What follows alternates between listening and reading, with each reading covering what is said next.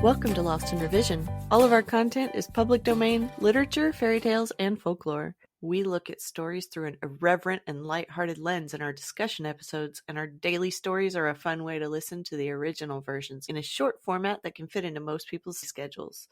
If you prefer to listen to full chapters, you can subscribe to our Patreon page. We just added a $1 option that provides early access and more. You can check the show notes for our Linktree page, where there are links to all of our public pages, ways to contact us, and all of our content. Our goal is to at least break even to cover our expenses, so any support that you can offer to help us reach that goal helps keep this podcast going and you entertained. All of our music is by Nathan Hubble and is used with his permission. Thanks, and enjoy the show. Robin Hood and the Tinker. Part 2. He told all from the very first how Robin Hood had slain the forester, and how he had hidden in the greenwood to escape the law, how that he lived therein all against the law, God wot, slaying his majesty's deer and levying toll upon fat abbot, knight, and esquire, so that none dared travel even on broad Watling Street or the Fosse Way for fear of him. How that the sheriff had a mind to serve the king's warrant upon this same rogue, though little would he mind warrant of either king or sheriff, for he was far from being a law-abiding man. Then he told how none could be found in all Nottingham town to serve this warrant, for fear of cracked pates and broken bones, and how that he, the messenger, was now upon his way to Lincoln town, to find of what metal the Lincoln men might be. Now come I, forsooth, from good Banbury town, said the jolly tinker, and no one nigh Nottingham, nor Sherwood either, and that be the mark, can hold cudgel with my grip.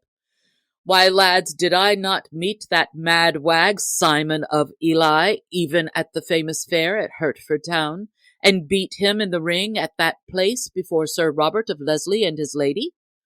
This same Robin Hood, of whom I wot I never heard before, is a right merry blade, but gin he be strong, am I not stronger? And gin he be sly, am I not slyer? Now, by the bright eyes of Nan o' the Mill, and mine own name, and that's Wat o' the Crabstaff, and by mine own mother's son, and that's myself, will I, even I, Wat o' the Crabstaff, meet this same sturdy rogue, and gin he mind not the seal of our glorious sovereign King Harry, and the warrant of the good Sheriff of Nottinghamshire, I will so bruise, beat, and bemaul his pate, that he shall never move finger or toe again. Hear ye that, bully boys? Now art thou the man for my farthing, cried the messenger, and back thou goest with me to Nottingham town.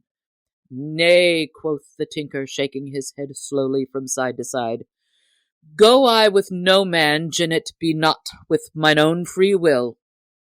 Nay, nay, said the messenger, no man is there in Nottinghamshire could make thee go against thy will, thou brave fellow.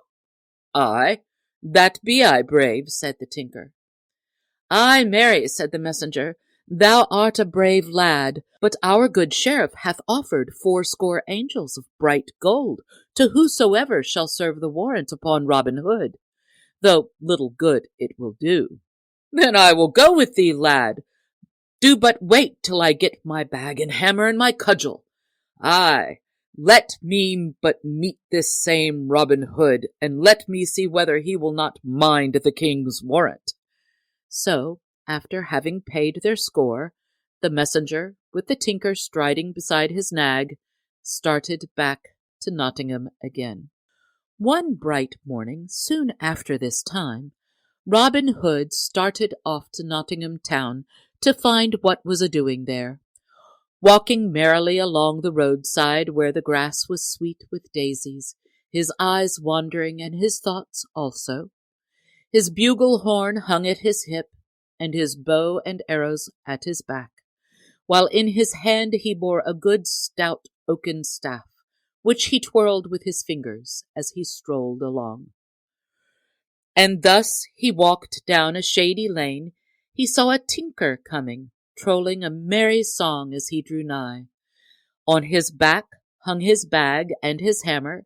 In his hand he carried a right stout crab staff full 6 feet long, and thus sang he, "In peascod time, when hound to horn gives ear till buck be killed, and little lads with pipes of corn still keeping beasts afield." "Hallo, good friend!" cried Robin. "I went to gather strawberries." "Hallo!" cried Robin again. "By woods and groves full fair." "Hallo! Art thou deaf, man? Good friend, say I." "And who art thou dost so boldly check a fair song?" quoth the tinker, stopping his singing. "Hallo, shine own self, whether thou be good friend or no. But let me tell thee, thou stout fellow, gin thou be good friend, it were well for us both, but gin thou be no good friend, it were ill for thee." "And whence comest thou, my lusty blade?" quoth Robin. I hope you're enjoying the stories. We sure are enjoying creating this for you. If you go and sign up on Patreon, you can listen without having to hear me talking in the intro and outro.